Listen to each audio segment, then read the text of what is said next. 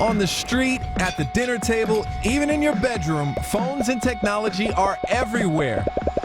But it isn't just invading our time and space, it's invading our mind. I've probably had about double the amount of people with major anxiety disorders than the previous 17 years combined. And the common denominator is that the average person is spending the majority of their life in a cyber world, rendering them incapable of handling the adversities in the real world. Psychotherapist and author Tom Kersting says researchers are looking at tech's effects on the brain. You won't find the new terminology in medical books yet, but you'll probably recognize some of these tech-induced disorders. First, nomophobia, aka no mobile phone phobia. So it actually causes the sympathetic nervous system to kick into gear and send off the body's warning signals, the alarm system of the body. So they're having symptoms of anxiety from being disconnected from other people because they think that they're not connected with other people without their phone. I'll admit it, when I don't have my phone, I feel super anxious. What if I'm out? I get lost. I don't have Waze, GPS, or maps. Where am I? I'm getting anxious already. What if email piles up? Work?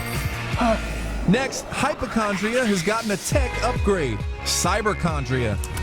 So people that Google every symptom like Sheldon from The Big Bang Theory. If it's not cholera, then based on a quick internet search, the other explanations in decreasing order of likelihood are Hirschsprung's disease, botulism, a 30-foot tapeworm, or accidental ingestion of chrysanthemum blossoms. Could very well become a cyberchondriac, a problem so real, even the Mayo Clinic is dealing with it. It needs to be treated. When it gets to the extent that it's governing people's lives. So I'm not even a cyberchondriac, but I'm freaking out because I put in cough and it says I could just have a cough or emphysema or even lung cancer. And finally, if you feel like you're being watched all the time, Tell me what's happening! You're part of this, aren't you? beware of the Truman Show delusion. These individuals feel like they're living in sort of a reality world dream. They have a hard time differentiating between the real world and this Truman world. So it's kind of a frightening thing, but it makes sense to me because you become what you spend the most time doing. I knew it. I see you. Whether people experience these tech brain disorders or not, all of that time on screens affects all of us. Is it addictive? You better believe it is.